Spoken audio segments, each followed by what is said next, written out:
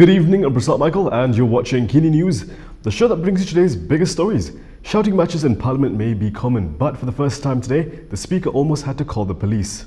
Dewan Rakyat Speaker Azhar Azizan Harun today threatened to call the police after DAP's Kepong MP Lip Eng refused to leave Dewan Rakyat after being issued a 5-day suspension. Saya gantung kamu lagi 5 hari. Keluar sekarang. Tanya Speaker.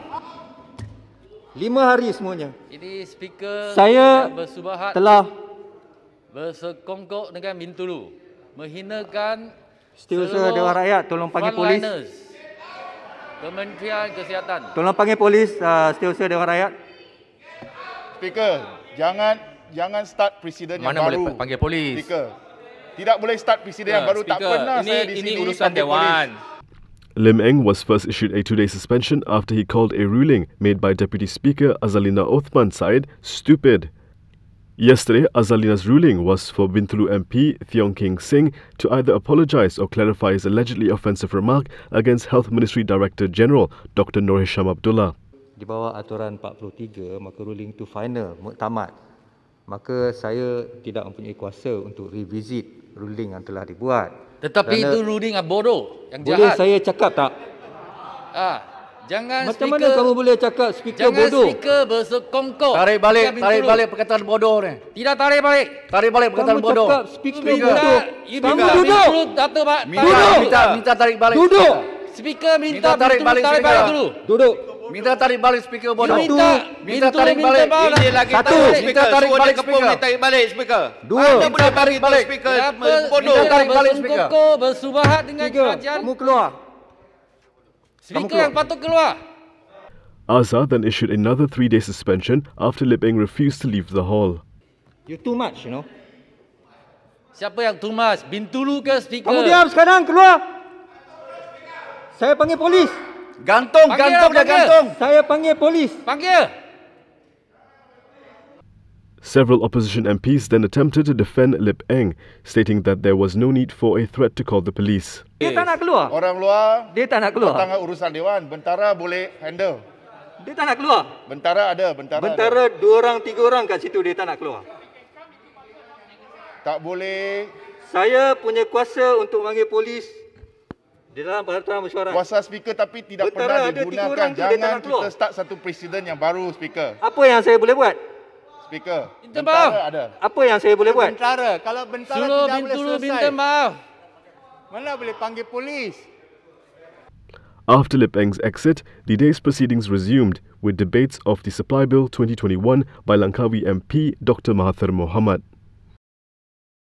When Dr. Mahathir Mohamad finally got to speak after the chaotic scene in Parliament, he questioned where Perikatan Nasional would be getting the money to fund its colossal budget.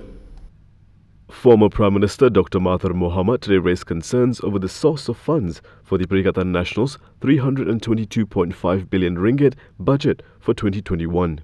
The Langkawi MP said because of this, he and his party will reserve their stand on whether to support or vote against the Supply Bill 2021. Saya reserve diri saya dan parti saya untuk menyokong atau tidak belanjawan 2021 Kerajaan Perikatan Nasional ini. Saya harap cadangan yang bernas oleh Dewan ini diberi tempat dalam belanjawan 2021.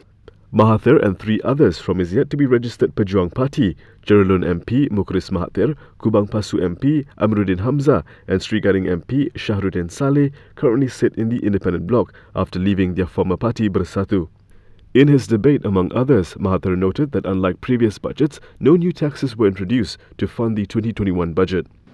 Izinkan saya nyatakan kekaguman saya dengan jumlah belanjawan 2021.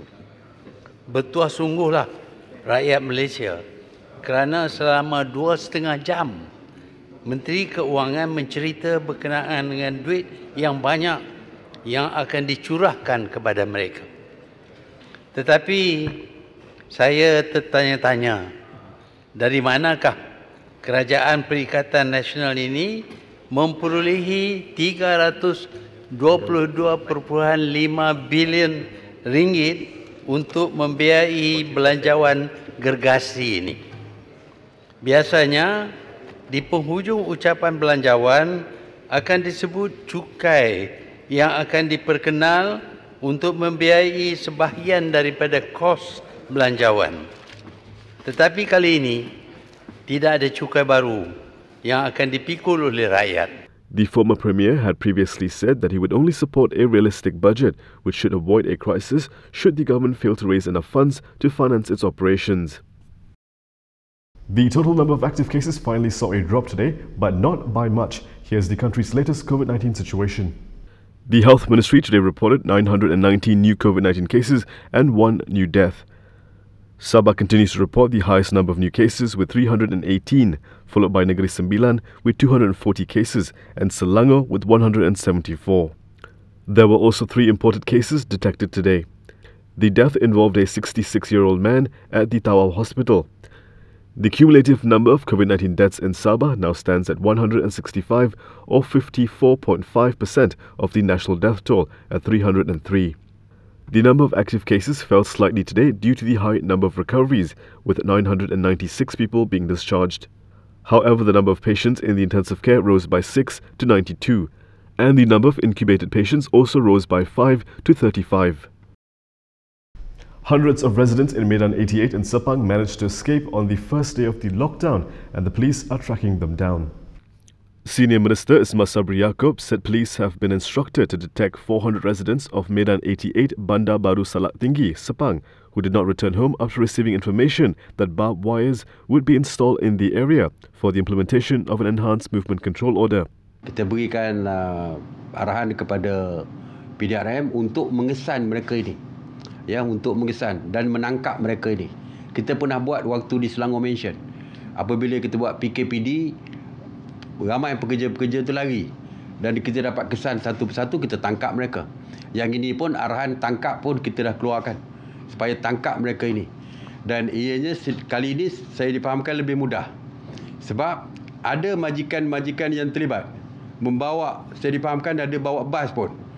Dimaklumkan bahawa majikan sini yang bersebahat dengan pekerja ini memberikan bas dan sebagainya untuk dibawa keluar. Jadi lebih mudah kepada PDRM kerana kita boleh kesan melalui majikan. Earlier today, the Sepang Disaster Management Committee said the number of those who did not return home was detected following interviews with residents there who said their housemates and family members did not return as soon as they found out that the area would be placed under enhanced MCO. Yesterday, the government announced the EMCO for Medan 88, starting today until November 25th, involving 88 units of shop lots, 284 premises and 800 residents. Tindakan bukan saja boleh diambil kepada pekerja-pekerja yang lari, tetapi majikan yang bersebahat pun kita mesti ambil tindakan. Kerana dia menyusahkan dari segi pihak penguasa, malah boleh membahayakan nyawa orang lain. EPF CEO says he's willing to be the most hated person in Malaysia if it means protecting the future of contributors. EPF is still discussing with the Finance Ministry on whether it will allow contributors to withdraw funds from Account 1. Its CEO, Tunku Ali Zakri Elias, said a decision hasn't been made and EPF would not mortgage the future of its members by making reckless decisions or be influenced on the issue. Speaking to Harian Metro, he said despite facing various pressures, including from politicians who supported the withdrawal of 10,000 ringgit from Account 1, his team would not relinquish its responsibility of making the best decision for the future of its members. According to Tunku Ali Zakri, EPF would consult all stakeholders before making a decision on the matter. He also revealed that a total of 43% of 5.38 million members under the age of 55 have a savings of less than 10,000 ringgit in Account 1 based on EPF statistics. The statistics also showed that 54% of 137,000 of its 245,000 members who are 54 years old in 2020 have savings of less than 50,000 ringgit and would live a retirement life with an income of only 200 per month spread over a period of 20 years. He said 200 ringgit is far below the country's poverty level of 2,208 ringgit for one household, and also 2,450 ringgit for the basic expenses of a senior citizen, as stated in a survey by the Centre of Social Welfare Research. Coming up next, what is the mink coronavirus strain and what implications does it have for potential vaccines?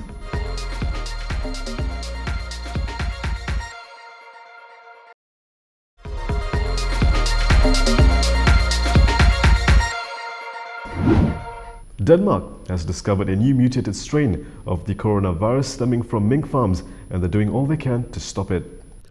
This is the mass culling of mink in Denmark to eliminate the country's entire population of 17 million. A new mutated strain of the coronavirus was discovered on mink farms in the north of the country. It's prompted an international response, and global health officials are eyeing the animals as a potential risk. Experts say the mutation could pass to humans and evade future COVID-19 vaccines. And what we understand is the minks have been infected with contact from humans. It circulates in the mink, and then it could pass back to humans. Here's what we know. Denmark has identified 5 variants of the virus stemming from mink. One of them, known as cluster 5, has shown reduced sensitivity towards antibodies. That's according to Denmark's State Serum Institute, SSI, which deals with infectious diseases. The World Health Organization said mink appears to be good reservoirs for the disease. Technical lead for COVID-19, Maria Van Kerkhoff, reminded, however, that mutations are common. Mutations are normal. These types of changes in the virus are something that we have been tracking since the beginning. And you've heard me say many times that WHO has a global laboratory network, and we have a specific working group that is looking at virus evolution and looking at these changes. So how far has the mutated virus spread? Outbreaks have occurred on mink farms in Denmark, the Netherlands, Spain and the United States. Cluster 5 has been found in 5 mink farms, and 12 cases have been registered in humans in Denmark. But it's not clear why it emerged in the Scandinavian country. What's the implication for future vaccines? Well, it's too early to say. But Denmark SSI's initial laboratory studies show that new strain had mutations on its so-called spike protein. This could pose a problem for future vaccines that are currently in development, as most of them focus on disabling the spike protein. Alibaba raked in billions in sales for its closely watched Singles Day shopping extravaganza. $74 billion or almost 306 billion ringgit. That's how much money China's Alibaba racked up in sales as it conducted its Singles Day shopping extravaganza on Wednesday. Spread across 4 main selling days this year, sellers on Alibaba's platforms saw 21 times as many orders by value as Amazon's 2-day Global Prime Day last month. Singles Day is the world's biggest sales event, even eclipsing Black Friday and Cyber Monday in the US. Shoppers across Alibaba's platforms were able to score additional discounts by playing mobile games for deals, combine purchases across shops, and place orders in the sales early hours to get the best offers. Economists watch Singles Day with a keen eye to gauge the health of the Chinese economy, which has snapped back sharply after the health crisis dampened economic activity earlier this year. Singles Day was launched in 2009 and is usually a glitzy one-day event with live performances by celebrities. Wednesday's big haul might take some of the heat off Alibaba as far as investors are concerned. The stock plunged 10% on Wednesday during the Asian trading day after China published draft antitrust rules cracking down on internet platforms. But shares traded in the US only fell fractionally. And that is all from me today. For more stories, you can go to KiniTV.com. You can also follow us on Instagram, Twitter, YouTube and Facebook for the latest news updates. I'll be back with more tomorrow, same time, same place. I'm Prasad Michael. Thank you for watching.